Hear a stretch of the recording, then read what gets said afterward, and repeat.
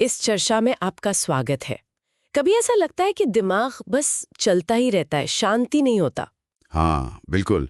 चिंताएं, फिर प्लानिंग, पुरानी बातें, ये सब। हाँ, ये सिलसिला कभी रुकता ही नहीं।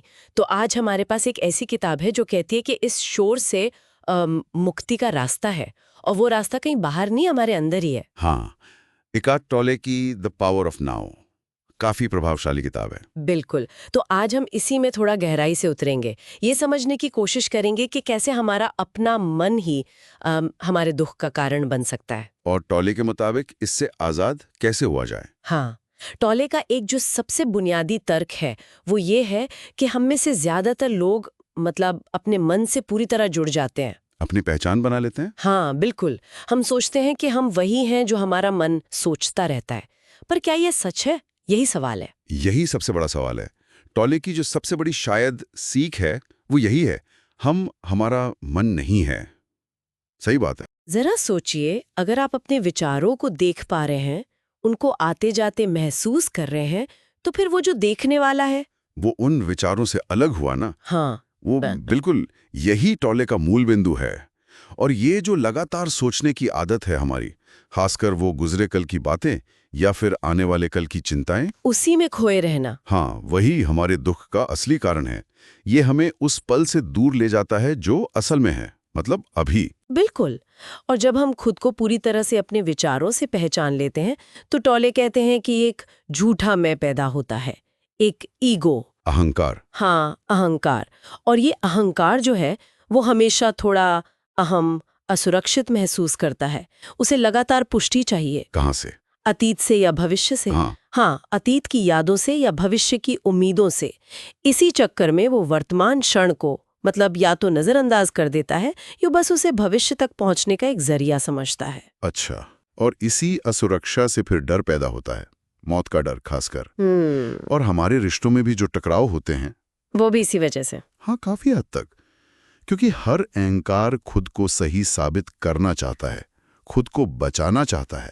तो अगर ये मन की लगातार चलती कमेंट्री ही प्रॉब्लम है, तो फिर सोल्यूशन क्या है? सोल्यूशन टोले के हिसाब से सुनने में आसान लगता है पर गहरा है।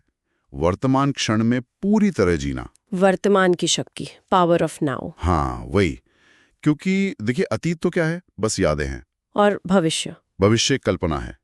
असलियत, जहां जीवन सच में हो रहा है, वो तो बस अभी है, इसी पल में। मुक्ति इसी अभी में है। बिल्कुल।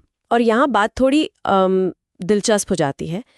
टोले कहते हैं कि हम अपने विचारों के साक्षी बने। विटनेस बने। हाँ, साक्षी। अपने मन में जो भी चल रहा है, विचार, भावनाएं, उन्हें बस देखें, बिना किसी जजमेंट के, बिना उसमें उलझे। जैसे कोई बिल्ली चूहे के बिल को देखती रहती है ना, एकदम शांत पर पूरी तरह सतर्क। हाँ, बिल्कुल वैसा ही। बस देखना है, विचारों में बहना नहीं है। सही। और जब कोई ऐसा करना सीखता है, अपने विचारों का साक्षी बनना, तो चेतना का एक नया आयाम खुलता है। उसे टोले उपस्थिति कहते हैं, प्रेजेंस। हाँ, उपस्थिति या प्रेजेंस, ये वो अवस्था है जो सोचने वाले मन से परे है। एक गहरी शांति, एक ठहराव महसूस होता है। ये सिर्फ सोचना बंद करना नहीं है। नहीं, ये उससे ज्यादा है। टोले एक और चीज पर जोर देते हैं, आंतरिक शरीर को महसूस करना। Inner body awareness. आंतरिक शरीर, वो क्या है? सचेत रूप से अपने शरीर के अंदर की ऊर्जा को महसूस करना। जैसे हाथों में, पैरों में, पूरे बदन में एक हल्की सी झनझनाहट या एक जीवन शक्ति महसूस करना। अच्छा, तो ये प्रैक्टिकल तरीका है। हाँ, ये अभ्यास हमें फौरन विचारों की दुनिया से निकालकर शरीर की वास्तविकता में और इस पल में ले आता है। ये हमें ग्राउंड करता है। वाह! तो विचारों से हटकर शरीर की ऊर्जा को महसूस करना, ये हमें अभी में लाता है। जी। लेकिन टोले एक और अहम चुनौती की बात करते हैं, पीड़ा शरीर। Pen body. पेन बॉडी, ये क्या चीज है? हाँ, पीड़ा शरीर ये हमारे अंदर जमा हुआ अतीत का भावनात्मक दर्द है। एक तरह का ऊर्जा क्षेत्र समझ लीजिए। पुराना दर्द जैसे? हाँ, पुराने जख्म, दुख, गुस्सा, उदासी, जो भी हमने पूरी तरह महसूस करके जाने नहीं दिया, वो इकट्ठा हो जाता है। और फिर ये समय समय पर एक्टिवेट हो जाता है। कोई घटना हुई, कोई बात हुई जो पुराने दर्द को छू गई, और ये पीड़ा शरीर जाग जाता है। और तब क्या होता है? तब ये हमें और ज्यादा नेगेटिव सोचने और ज्यादा बुरा महसूस करने पे मजबूर करता है, जैसे कोई पुरानी दर्दनाक टेप बार बार बजने लगती है। ये और पीड़ा चाहता है ताकि जिंदा रह सके। तो क्या हम इस पुराने दर्द के बोझ तले बस दबे ही रहेंगे? इससे निकलने का कोई रास्ता है? रास्ता वही है, उपस्थिति, अवेयरनेस। फिर से वही साक्षी बनना। हाँ, जब पीड़ा शरीर जागे, जब वो दर्द या नेगेटिव भावना उठे, तो उसे पूरी जागरूकता से देखें। उसके साथ अपनी पहचान न जोड़ें। मतलब ये न सोचें कि मैं दुखी हूं, बल्कि ये देखें कि मेरे भीतर दुख की भावना उठ रही है। जब हम दर्द को बिना लड़े, बिना उससे भागे, बस महसूस करते हैं, देखते हैं, तो क्या होता है? तो हम अनजाने में उसे जो ऊर्जा दे रहे होते हैं वो बंद हो जाती है। जागरूकता की रोशनी में वो पीड़ा शरीर धीरे धीरे घुलने लगता है, उसकी पकड़ कमजोर पड़ जाती है। जागरूकता, विटनेसिंग, ये बार बार आ रहा है। अच्छा, एक और जरूरी कॉन्सेप्ट और देते हैं, वो है समर्पण, सरेंडर। अब ये शब्द सुनकर कई लोगों को लगता है कि भाई हार मान लो। हाँ, निष्क्रिय हो जाओ। हाँ, पर क्या ये मतलब है इसका? नहीं, बिल्कुल नहीं। टॉली के लिए समर्पण का मतलब हार मानना नहीं है। इसका मतलब है वर्तमान क्षण जैसा है उसे स्वीकार करना, बिना अंदरूनी प्रतिरोध के। उदाहरण के लिए, जैसे मान लीजिए आप ट्रैफिक जैम में फंसे हैं।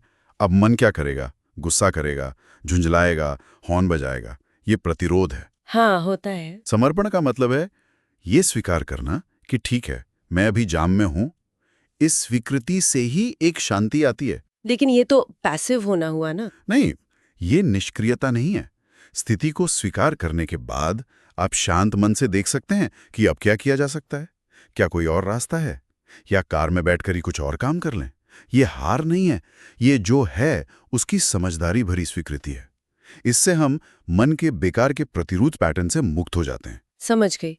तो इस सब का निचोड़ क्या है? मतलब द पावर ऑफ नाउ हमें क्या सिखाती है? मुझे लगता है सबसे बड़ी बात यह है कि सच्ची शांति और खुशी जो है वो बाहरी परिस्थितियों को बदलने से उतनी नहीं मिलती जितनी अपने मन के साथ अपने रिश्ते को बदलने से मिलती है। बिल्कुल, ये जो लगातार सोचने की धारा है उससे थोड़ा पीछे हटना, अपने विचारों का साक्षी बनना, और सबसे जरूरी वर्तमान क्षण में पूरी तरह मौजूद रहना, उसी में जीना। हाँ, और यहाँ एक सवाल मन में आता है सोचने के लिए। क्या ये मुमकिन है कि वो चीज जिसकी हम सबको तलाश है, खुशी, शांति, पूर्णता, वो असल में भविष्य में या किसी बाहरी चीज में है ही नहीं, बल्कि वो यही है अभी? हाँ, ठीक इसी पल में हमारे अंदर ही मौजूद है। बस हम उसे देख नहीं पा रहे हैं क्योंकि हमारा ध्यान कहीं और लगा है। जैसे वो कहानी है उस भिखारी की। हाँ, जो सालों तक एक पुराने संदूक पर बैठकर भीख मांगता रहा। उसे पता ही नहीं था कि वो खजाने के संदूक पर बैठा है। शायद वो खजाना हमारे अंदर ही है। हाँ, शायद बस वर्तमान क्षण में उसे खोलने की, पहचानने की देर है।